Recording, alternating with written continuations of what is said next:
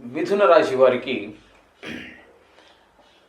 21 December నుండి 31 December వరకు గోచార ఫలితాలు ఏ విధంగా ఉన్నాయో తెలుసుకునేటటువంటి ప్రయత్నం చేద్దాం.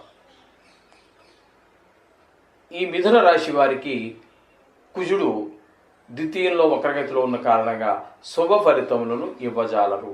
తద్వారా కోపం ఎక్కువగా రావటము, ఏ పని మొదలుపెట్టినప్పటికీ కూడా ముందుకు వెళ్ళకపోవటము, అలాగే ఎవరి యొక్క సహాయ సహకారాలు మనకు లేకపోవటము, మాటలో కఠినత్వం పెరగటము, గాయాలు అయ్యేటటువంటి అవకాశము, అంటే నడిచేటప్పుడు కావచ్చు, ఏదో వాహనం నడిపేటప్పుడు కావచ్చు, తగు జాగ్రత్తలు తీసుకోవడం అనేది సూచించదగినటువంటి విషయం.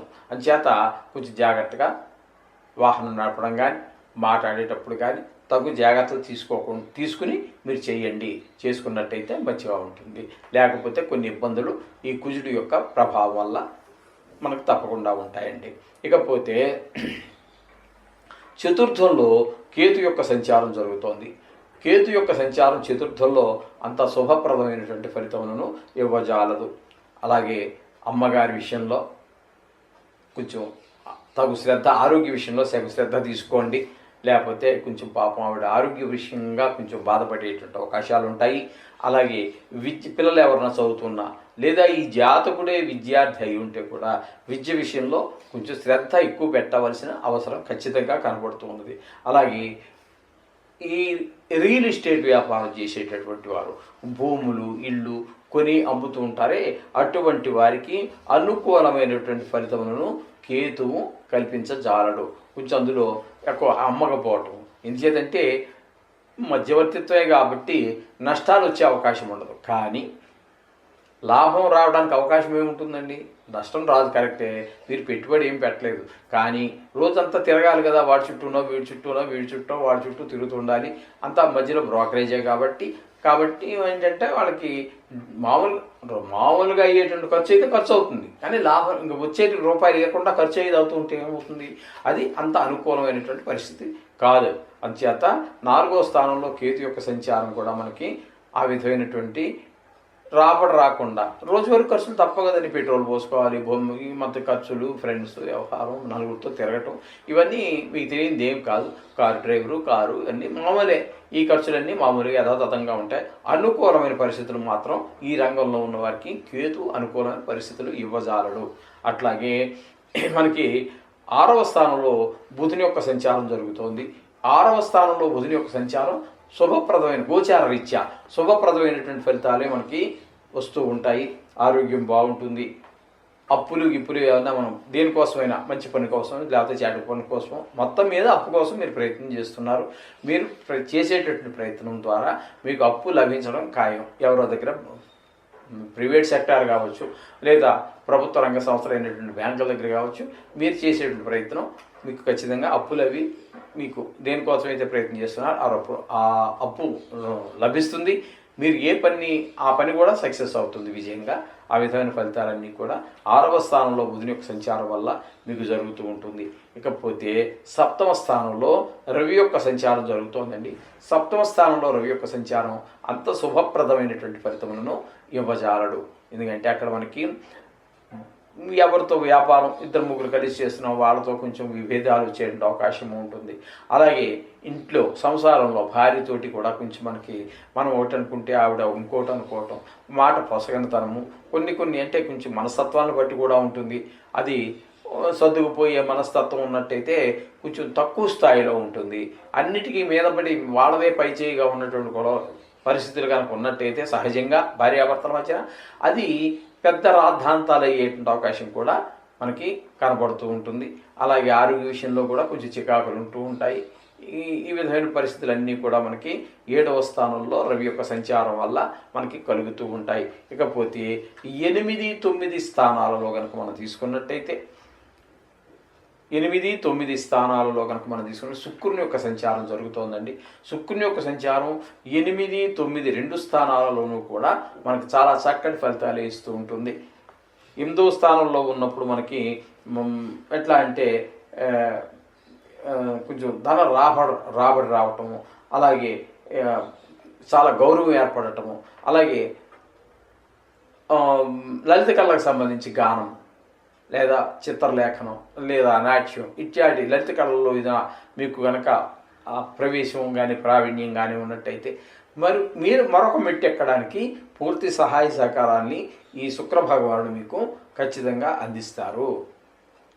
ఖచ్చితంగా మీకు లభిస్తూ ఉంటుంది 8-9 స్థానాల్లో. అలాగే మీరు షేర్ మార్కెట్లో డబ్బులు పెట్టేటటువంటి వారికి వీరి యొక్క అనుగ్రహం వల్ల మీరు మరింత ఎక్కువగా మీరు పెట్టుబడి పెట్టవచ్చు. అందులో మీకు లాభం కనిపిస్తుంది ఖచ్చితంగా. అలాగే ఈ లలిత కళల్లో ఉన్న సినిమా రంగంలో ఉన్న వారికి, టీవీ రంగంలో ఉన్నటువంటి వారికి, అలాగే స్టేజ్ ఆర్టిస్టులు ఉంటారు కొంతమంది, డ్రామాలు, బుర్రకథలు, హరికథలు, ఇట్లాంటి వారందరికీ కూడా శుక్రుడు అత్యంత అనుకూలమైనటువంటి ఫలితాలన్నీ కూడా మనకి ఇస్తూ ఉంటారు. ఇక తండ్రి గారు ఆరోగ్యం బాగుండటము, ఇట్లాంటివన్నీ కూడా సౌఖ్యాలన్నీ కూడా మనకి లభింపజేస్తూ ఉంటారు 9వ స్థానంలో సంచారం వల్ల. ఇకపోతే అలాగే మనకి 9వ స్థానంలో శని భగవాన్ యొక్క సంచారం కూడా జరుగుతోందండి. ఈ 9వ స్థానంలో శని భగవాన్ యొక్క సంచారం మాత్రము అంత అనుకూలమైనటువంటి ఫలితాలను ఇవ్వజాలదు. ఇక్కడికి వచ్చేటప్పటికి ఏంటంటే కొంచెం తండ్రి గారి ఆరోగ్య విషయంలో కొంచెం జాగ్రత్త తీసుకోవాల్సి ఉంటుంది.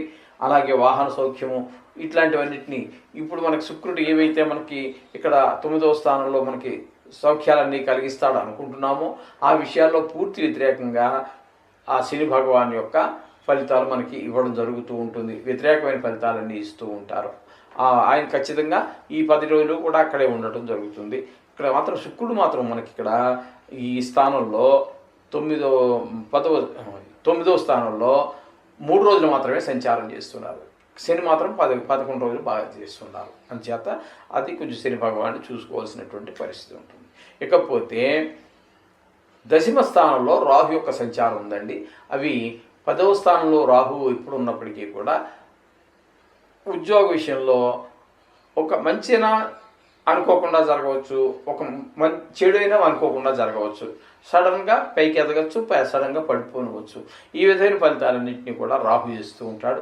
ఇక మామూలే రాహు ఎక్కడ ఉంటే అక్కడ విషక్రములకు సంబంధించినటువంటి ఇబ్బందులన్నీ మామూలే.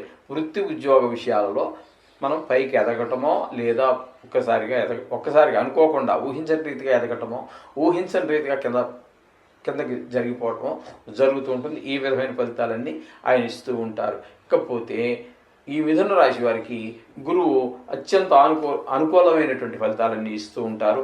అక్కడ ఏంటంటే మంచి లాభం వచ్చేటువంటి అవకాశం ఉంటుంది. ధన ఆదాయం పెరిగే అవకాశం ఉంటుంది. అందరి యొక్క సహాయ సహకారాలు కూడా మనకు అందుతూ ఉంటాయి. అలాగే ఏదైనా వ్యాపారం మొదలుపెట్టినట్టయితే ఆయన కూడా మీకు అనుకూలంగా ఉన్నారు. అందుచేత ఈ రాశి వారికి అత్యంత శుభగ్రహాలైనటువంటి గురువు, శుక్రుడు కూడా, అలాగే బుధుడు కూడా మీకు అనుకూలమైన పరిస్థితుల్లో ఉన్నారు. కాబట్టి ఇక్కడ మీకు ఏంటంటే కొంచెం షేర్ మార్కెట్లో పెట్టేటువంటి వారికి, ఎందులోనా పెట్టుబడి పెట్టి వాటిలో చేసేటువంటి వారికి అనుకూలమైన కాలంగా మనం ఖచ్చితంగా చెప్పుకోవచ్చు. సహజంగానే మనకు అన్ని గ్రహాలు కొన్ని అనుకూలత ప్రతికూలతలు మామూలే. నవగ్రహాలకు సంబంధించి మనం చెప్పుకున్న వాటిలో నవగ్రహాలకు సంబంధించినటువంటి మంత్రాలు కానీ, బీజాక్షరాలు కానీ, కవచాలు కానీ, లేదా మన ఎదురుకు గతంలో మనం చెప్పుకోవటం జరిగింది జీర్ణస్థితిలో ఉన్నటువంటి గుళ్ళకి లేదా ధూపదీప నైవేద్యాలకి ఇబ్బంది పడుతున్నటువంటి గుళ్ళకి మీరు సహాయ సహకారాలు అందించండి. ఈ నవగ్రహాల యొక్క అనుగ్రహంతో పాటు మోక్షానికి కూడా మార్గం అవుతుంది. మీరు ఒక కొత్త గుడిని మళ్ళీ నిర్మించినంత పుణ్యం మీకు కలుగుతూ ఉంటుంది. మన సనాతన ధర్మాన్ని కాపాడుకోవాల్సిన బాధ్యత మన అందరి మీద ఉన్నది. కాబట్టి అది గమనించండి. మరొకదానికి ఖర్చు పెట్టేటటువంటి అనవసరమైన ఖర్చులు ఏమైనా ఉన్నట్టయితే వాటిని తగ్గించుకోండి. ఇట్లాంటి మన ధర్మాన్ని, మన దేశాన్ని, మన ప్రజల్ని, వీళ్ళందరినీ రక్షించుకోవడం, మిమ్మల్ని మీరు రక్షించుకోవడం అన్నిటికంటే ముఖ్యం. అందుచేత వీటికి సంబంధించి కూడా కొన్ని నాకు చాలామందికి తెలుసు, అంటే అవన్నీ చెప్పుకోకూడదు. మన మీడియా ద్వారా మనం చెప్పుకునే విషయాలు కాదు.